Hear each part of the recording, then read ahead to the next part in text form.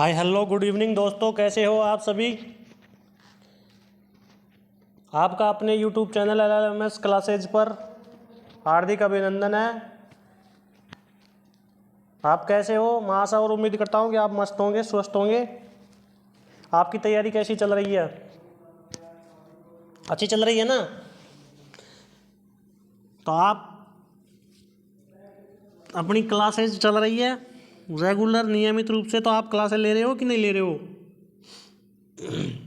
रोज पढ़ रहे हो ना? तो देखिए दोस्तों, आज आपके सामने हम नए टॉपिक के साथ उपस्थित हैं, मतलब पॉइंट के साथ। टॉपिक तो वही चाल और वेग और चाल का चल रहा है, स्पीड और वेलोसिटी का, लेकिन उसके अंदर टॉपिक जो पॉइंट है वो कौन सा टॉपिक है? अभी गति, मोशन का, ठीक है ना।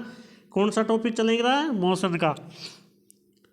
तो सभी रेलवे की आगामी जो भी भर्ती होगी, उन सभी भर्तियों के लिए सबसे सूटेबल साइंस की क्लासेज चल रही है, ठीक है दोस्तों।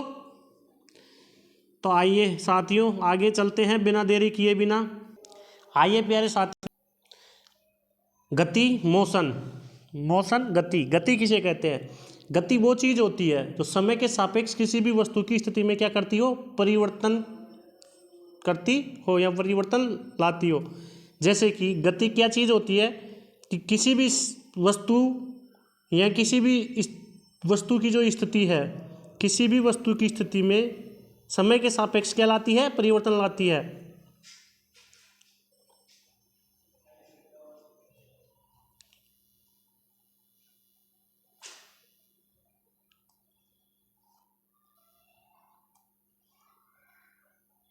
हाँ प्यारे साथियों, क्या है गति, मोशन। मोशन किसे कहते हैं कि समय के सापेक्ष कोई भी वस्तु है उसकी स्थिति में क्या हो? परिवर्तन होना चाहिए, वही क्या कहलाती है? गति कहलाती है। आइए देखिए, जैसे कि एक ये वस्तु है अपने पास, क्या है? एक ये वस्तु है, या फिर ये कोई आदमी है, या फिर ये कोई ये आदमी है, ठीक है ना।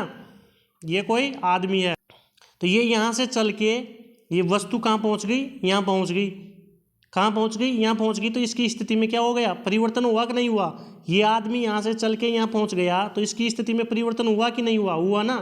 तो यही क्या है? गति है। कैसे गया होगा? कुछ गति तय करके ही तो गया होगा ना। कुछ गति के कुछ दूरी चल के गया, तो किस वेग से किस समय में गया है, तो यही तो क्या है? गति है। जैसे कि नल से बहता हुआ पानी, वो भी एक गति है। हवा में सांस लेना भी गति है। पदार्थों के कण भी गति है। यानी कि अपने चारों तरफ जो भी है, कुछ भी है, वो गति के बिना कुछ संभव नहीं है। कोई भी चीज़ है उसमें सब में क्या है दोस्तों? गति जरूर है, ठीक है ना। तो क्या है साथियों? गति। गति क्या है कि समय के सापेक्ष किसी भी वस्तु की स्थिति में परिवर्तन होना ही गति कहलाती है। तो गति कितने प्रकार की होती है? क्षैतिज गति और ऊर्ध्व गति यानी ऊर्ध्वाधर गति। क्षैतिज यानी देखिए, जैसे कि दो अक्ष होते हैं, एक्स अक्ष और वाई अक्ष। कौन कौन से? एक्स अक्ष और वाई अक्ष। तो ये वाई अक्ष कौन सा है? ऊर्ध्वाधर। ऊर्ध्वाधर।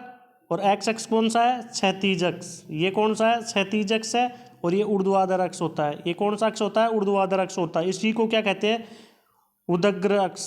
उदग्र अक्ष कहते हैं। वर्टिकल, ये क्या हो गया दोस्तों? वर्टिकल। और ये क्या है? हॉरिजेंटल, ठीक है ना।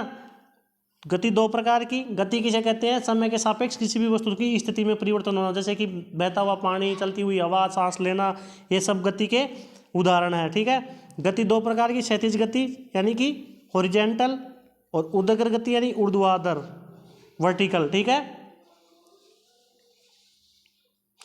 आगे चलते हैं साथियों। क्षैतिज गति।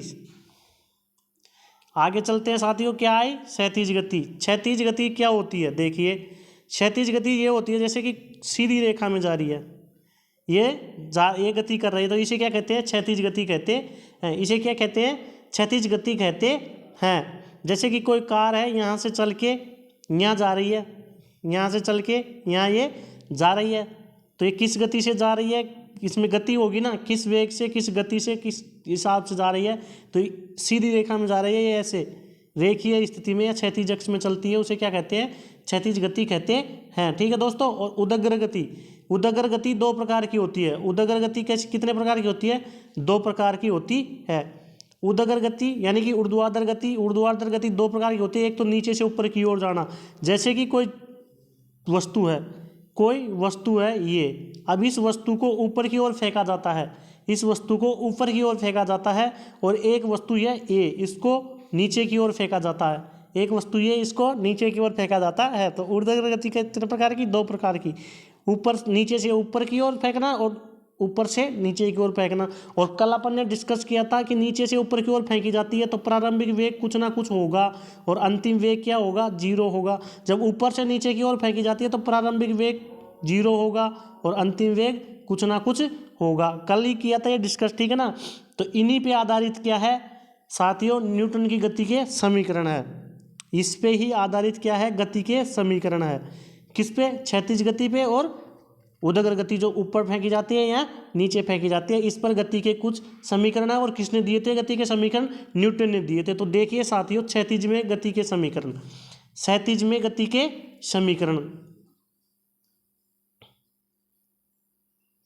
इस क्षैतिज में गति के समीकरण,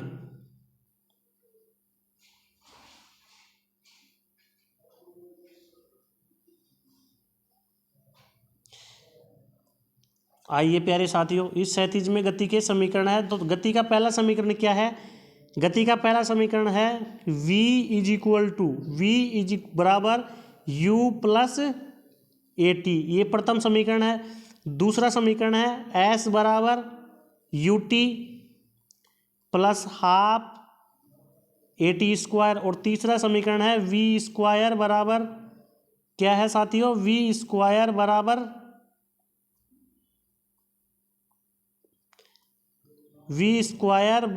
यू स्क्वायर प्लस 2as। जब क्षैतिज गति होती है तो ये तीनों समीकरण काम आते हैं, तीनों समीकरण काम आते हैं। कौन कौन कैसे कैसे है? ये तीनों समीकरण काम आते हैं। प्रथम समीकरण v बराबर u प्लस ए टी, एस बराबर U T plus half A T square और v स्क्वायर बराबर यू स्क्वायर प्लस 2as। जब कैसी गति होती है? क्षैतिज गति होती है, ठीक है ना। अब देखिए यहाँ पे कौन क्या क्या चीज़ है, कौन क्या क्या चीज़ें हैं। तो देखिए साथियों, v क्या है? अंतिम वेग। v क्या है साथियों? अंतिम वेग है। v अंतिम वेग। v कैसा है साथियों? अंतिम वेग। v अंतिम वेग है। u कैसा है साथियों? प्रारंभिक वेग। u कैसा है? प्रारंभिक वेग है, ठीक है ना। s क्या है साथियों? विस्थापन या स्थिति, विस्थापन या वस्तु की स्थिति, ठीक है ना। और t क्या है साथियों? t है साथियों समय, t क्या है? समय। और a क्या है साथियों? त्वरण। a क्या है? त्वरण। a क्या है प्यारे साथियों? त्वरण। तो गति के तीन समीकरण हो गए, v बराबर u प्लस ए टी प्रथम समीकरण, s बराबर U T plus half A T square द्वितीय समीकरण, और v स्क्वायर बराबर यू स्क्वायर प्लस 2as ये तीसरा समीकरण हो गया, ठीक है ना। जब गति क्षैतिज दिशा में चलती है। अब आइए साथियों, ऊर्ध्वाधर दिशा में चलती है तब क्या होता है? ऊर्ध्वाधर दिशा में चलती है तब क्या होता है?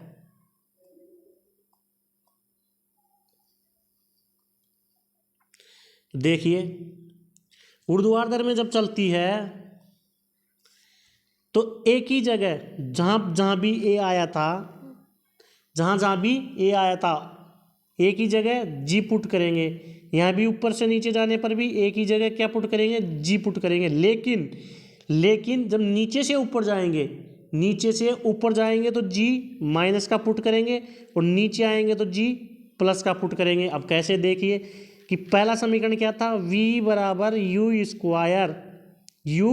Square plus 2 plus A T था ना, प्लस ए टी था ना। तो इस एक ही जगह क्या कर देंगे? इस एक ही जगह क्या करेंगे मेरे प्यारे साथियों? इस एक ही जगह क्या कर देंगे? जी कर देंगे। किसका करेंगे? माइनस का जी। किसका? माइनस का जी। माइनस का जी करने पर ये चिन्ह भी किसका हो जाएगा? माइनस का हो जाएगा, ठीक है ना। अगले वाला चिन्ह भी किसका हो जाएगा? माइनस का हो जाएगा। तो ये पूरा क्या बन जाएगा फिर? You square minus G T, you square minus G T. तो इसी प्रकार दूसरा समीकरण बनेगा, एस बराबर यू टी माइनस 1/2 जी टी स्क्वायर। तीसरा समीकरण बढ़ जाएगा वी स्क्वायर बराबर यू स्क्वायर माइनस 2GS। कब? जब नीचे से ऊपर की ओर जाएंगे तो जी की जगह माइनस जी पुट कर देंगे, ठीक है ना। ठीक है कि नहीं है? और जब ऊपर से नीचे की ओर आएंगे तो क्या करेंगे? पॉजिटिव जी प्लस का जी, तो वी की जगह वी बराबर you square plus g t, प्रथम समीकरण हो गया। दूसरा समीकरण एस बराबर U T plus half g t square, और तृतीय समीकरण क्या हो गया? V square plus u square minus 2 plus के 2GS। आया कि नहीं आया समझ में? अब आप बोलोगे कि आपने क्या खिचड़ी बना दी, आप यही बोलोगे ना कि क्या खिचड़ी बना दी। तो देखिए साहब, क्षैतिज दिशा में गति के समीकरण कौन कौन से है? गति के समीकरण कौन कौन से है?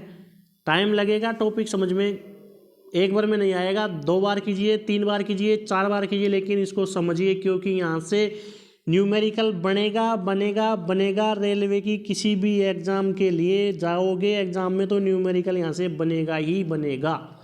ये आपको कान खोल के दिमाग में फिट कर लेना है, तो इसलिए इसको सीखना ज़रूरी है। तो प्रथम समीकरण क्या है साथियों? v बराबर u प्लस ए टी, ठीक है ना, जब क्षैतिज में गति कर रहा है।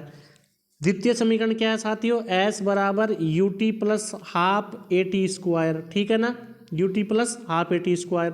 और तृतीय समीकरण क्या है साथियों? v स्क्वायर बराबर यू स्क्वायर प्लस 2as। और एक जब n यानी कि इनका योग किया जाए स्थितियों का, चौथा समीकरण है, तो u plus a/2 2n minus 1, 2n minus क्या होगा? 1, 2n माइनस 1 होगा। आज डायरेक्ट डिप्टी से मतलब तो ऐसे कर, अगर कुछ नहीं करता है हम तो। हेलो दोस्तों साथियों, आज यहीं तक रखते हैं क्लास, कल से वापस करेंगे, ठीक है ना।